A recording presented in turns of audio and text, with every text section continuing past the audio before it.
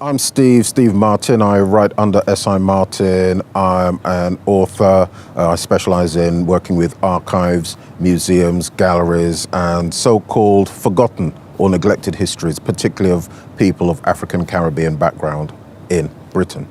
Okay, just give me a little bit of background into that. What exactly does that entail?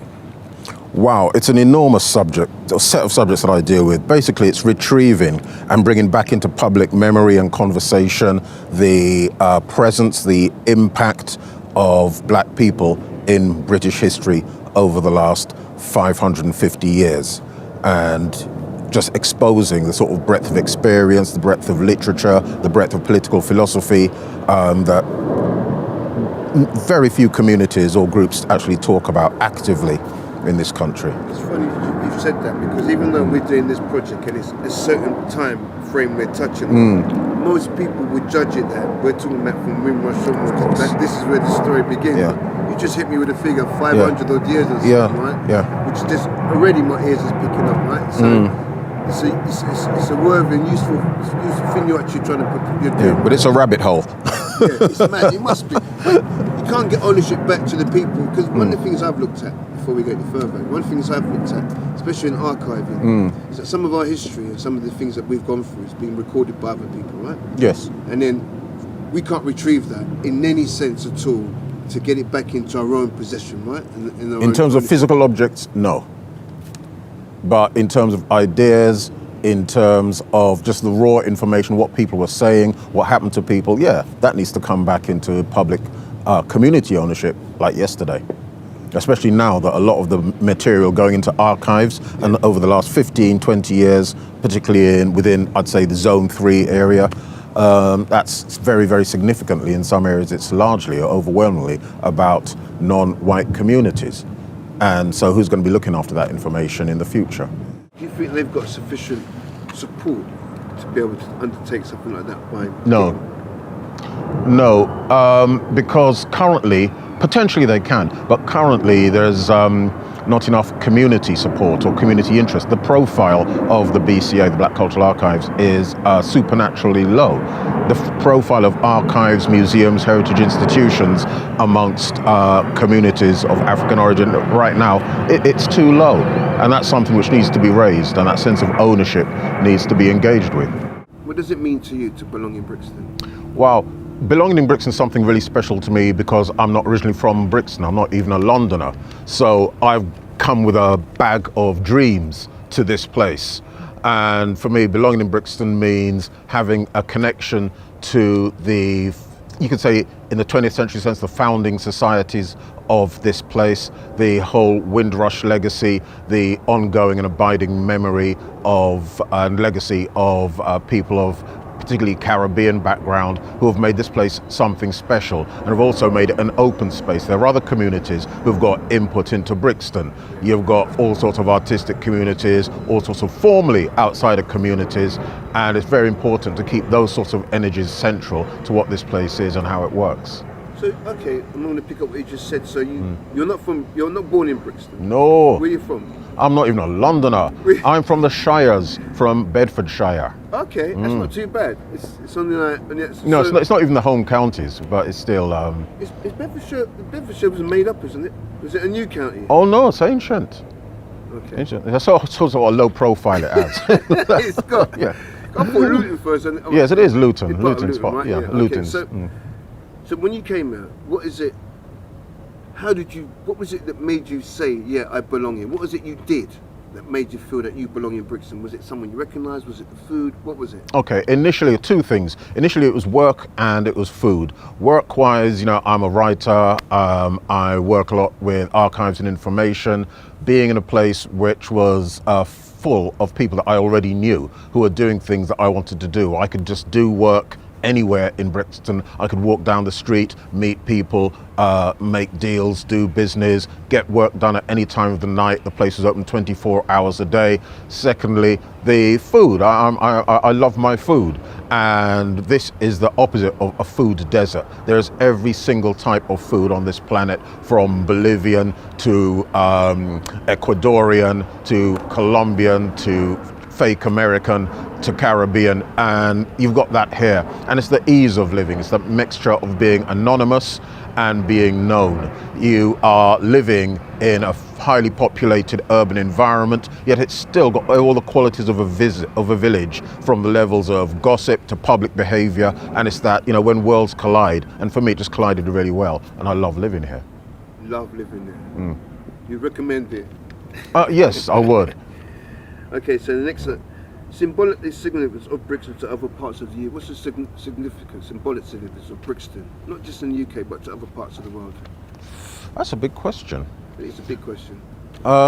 Brixton's a Okay. big place. In the traditional sense of Brixton's meaning globally, it's a point of resistance, and of course it's overly attached to memories behind the events, the uprisings in the spring of 1981, but it is still part of the history, and it's a central plank of the legend as well of Brixton, that there is an element of resistance, of alternative lifestyles, of possibilities, other ways of being, but also specifically of Caribbean culture. And it's important, particularly within Britain as well, because now that the majority black communities collectively in Britain are African, of a continental African origin, we're in the position where people of Caribbean backgrounds, you know, we are a minority within a minority. So keeping that little flag waving is significant. A minority within a minority? Yes. Explain that. Well, right now in London in particular, but throughout the British Isles, the story of black people is no longer a Caribbean story. It's not as if everyone has a tradition or an attachment to histories of enslavement, to carnival. It's not a westward looking thing anymore, whereas now you have the majority of people, black people, living in London and elsewhere who have direct, immediate continental African origins. And that is what will be the guiding force, has already been the guiding force for the last 10 years.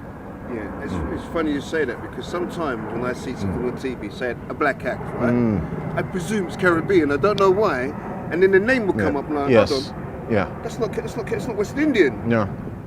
Well, I thought we was always leading it when it comes to. No, we're not leading it in terms of education, in terms of business mindedness, in terms of just population, in terms of, you know, if you see this massive ex-black flight.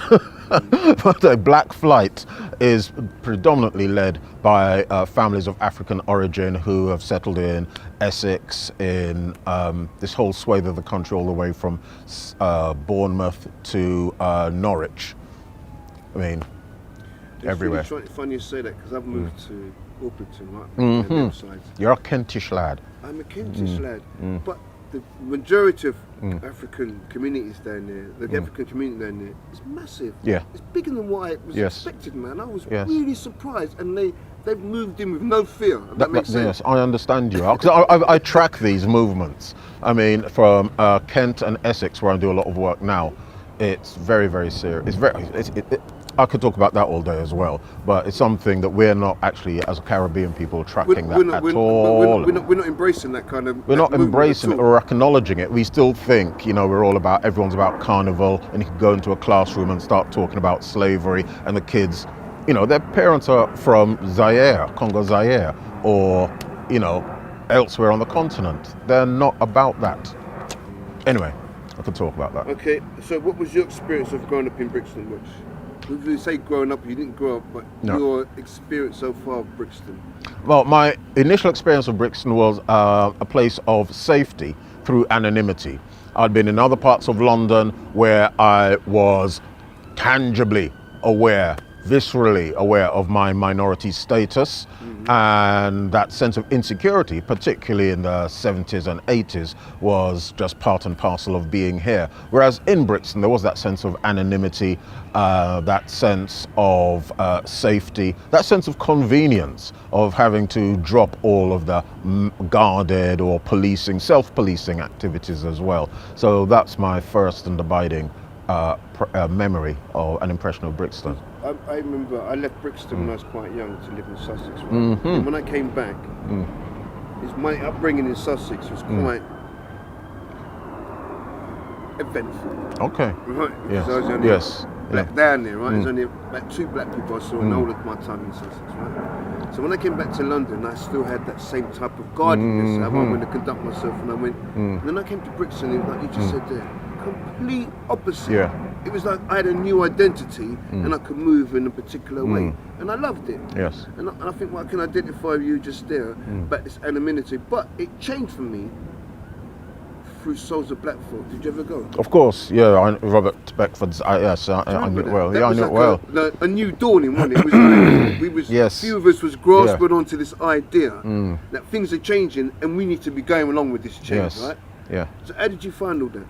Okay, there was this period in the mid to late 90s when you had sort of the beginnings of the opening up of Brixton Market and possible financial opportunities for people of African origin. You had the Betty Morton Gallery, you had Maynard's living room, then you had Robert Beckford's Souls of Black Folk, which were all places which arrived, because I knew all of these people as individuals and spaces, institutions, which had this template of a place where black people can go and express themselves in safety and have serious conversations as well as levity and be thriving businesses. There's a lot of energy at that time, a lot of positivity at that time. A lot of serious discussions were held in these spaces, which unfortunately weren't able to survive for a number of reasons. Shame. Space? No. Okay, if you're talking about spaces, I could go talk about this forever. But significant spaces, I would say Nor's market space and the grocery there, because okay, it's a commercial space, but it's also a place where you just see people of different backgrounds hustling around each other, not always in good spirits, but there's always conversation and there's always that spread of goods and products from all over the world. People are talking, there's always some chat. Some of the fish markets as well, like Dagon's, as I think it still is, and Dombi's with Michael and his family who've been there forever and ever, making, you know, nice cuts of meat for the most fussy grannies on the planet. These places, yes. So yeah, but they're also, you know, places of conversation and meeting. And you're not just going there to buy things, it's just a significant cultural part of the week to pitch up at the market. And places like Ray's Studios at Loughborough Junction, where I've seen some of the best music of my life when it was the Redgate Gallery, and just the open, friendly, easygoing spaces. Yeah. So how are you finding Loughborough Junction these days, man? Because it's changed a lot, right? It's changed a lot, but I think it has overwhelmingly changed for the good. And I'm someone who is not a fan of gentrification, but with the exception of what's now described as Ruskin Village, as you approach the park, the main drag of Coldharbour Lane, it's now a place where I'm fairly comfortable with my daughters walking back fairly late at night. Whereas when I first moved here, there was not that guarantee. In fact, there was the assurance that something would probably occur to them unpleasant over, say, a 3-month period. And, you know, just the presence of open villainy on the streets, open villainy ruling the streets, that's pretty much gone. And that's a good thing. That was a really tough period in Brixton's history for me, where Yes. especially down Coldharbour. I know, yes, the whole length. The whole length. Yes, and you'd be walking through and around. Actually, you'd be walking around because you can't say "excuse me" to these groups, and you know, just be wall to wall people in their hoods and shuffling about, and they own that space. They own that space, and I think their absence isn't to be lamented. So this brings me on to them, right? Because I didn't have no interest within local politics or anything community, probably until I started going into Souls of Black Folk. I could see there was opportunity for me to contribute in my community. So what was your first experience of local politics and community activities? To be honest, that's not something I've been very involved in. I was trying to scour my mind. I'm sure I could pick up something, basically working or being a school governor at my kids' first primary school, or being involved in the need to rename what's now Windrush Square after someone in the council was going to call it Roots Square. So of course I'm just going to jump right. Yes, call it Roots Square. No, they couldn't have done that. So that problems. Yes, that activated me immediately. Well, there you go. So yes, it's on that sort of level. But in terms of personal representation of larger issues, that I've not been active in that. I would like to ask, when did you first become involved with literature and writing? Wow. I would say I was always involved with literature and writing. I was a very early reader. I was an obsessive reader, and I always wanted to be a writer. When reading as a younger person, I realized that although I loved reading anything and everything, from the back of crisp packets to Thucydides, I just realized in between those brackets, there was nothing really about me. It didn't reflect me. I was always riding along on someone else's vision of the world. But I thought, oh, I could do better than this. Or there's another way of addressing this. And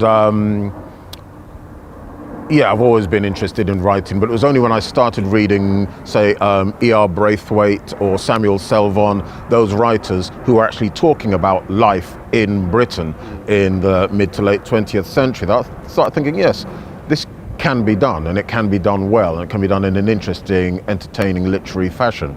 And then I started sticking my oar in and getting involved in the history as well, because that's my big fascination. The literature that was produced by black people prior to the 20th century in Britain.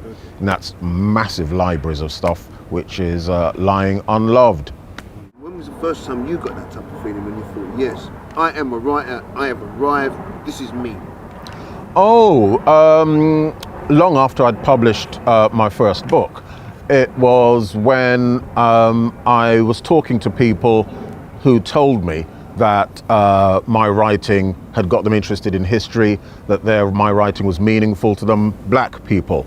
And especially after I was publishing my children's books, that young people were saying it's the first book they ever read from cover to cover, and they really identified with the characters, and it got them interested in history, and seeing the results of some of the work that I do in schools as well, when people who hitherto had not been reading or writing suddenly become these just word machines and churning out screeds, whereas before they'd never scratched a symbol.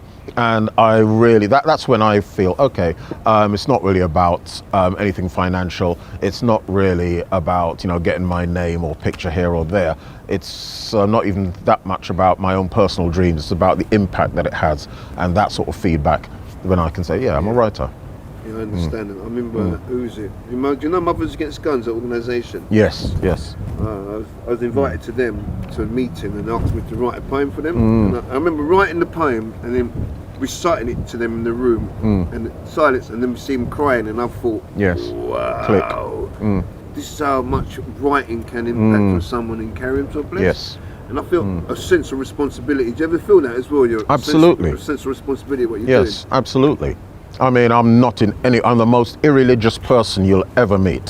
However, when I sit down to write something meaningful, I write it in the sense of respect and duty and responsibility, you say, to that memory of those who have gone in the past and those who are going to come in the future. It's meaningful to me. Good man. Okay, this would be the last one. So how's Brixton shaped your literary career? Well, Brixton's shaped my literary career to the degree that this is my immediate environment. This is a place which can supply me with all the extremes of human nature. If I'm looking for characters, they're here. If I'm looking for incidents, they're here.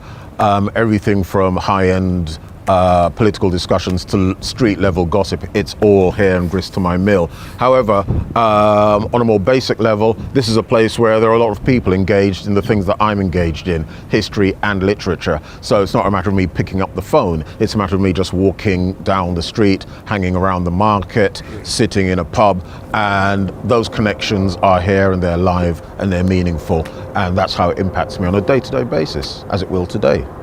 Okay.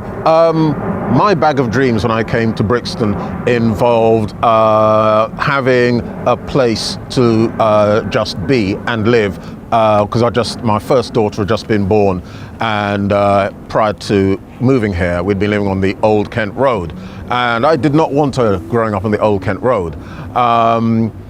So my bag of dreams was connected to our child's future. We had the two of them, their collective future.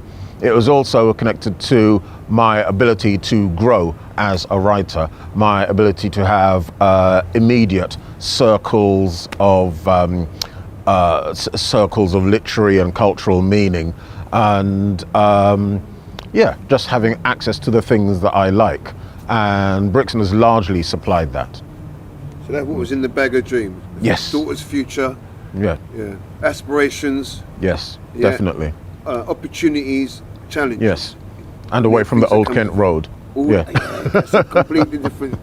It's changed a lot now, but that I was a know. horrible area in the It was past. a horrible area. All the way. And again, it's the African community has somehow gone to that area. Those pioneers. And just embraced Michael, it. I spend a lot of time in Essex with this Black Essex Girl project I'm involved in and other stuff. Go down to Southend, between Southend and Chelmsford, that whole corridor of little towns and villages, it's just black people. I took the bus there between those points, one project I was doing, and the bus was just black people getting on, getting off. Rayleigh, these small towns, we aren't really looking or logging this outflow, black flight. It's large. Because when I moved to Alberton, the person that showed me around the house said to me, "Are you sure you want to be down here?" And I said, "Yeah, why? There's none of our people here." I looked at her, I said, "There's black people." She said, "No, I mean, there's black people." I stick to her, and I was like, no, quality of life is going to improve me as a person. Just moving out, this flight. I don't want to call it flight. It's just some type of relocation, but.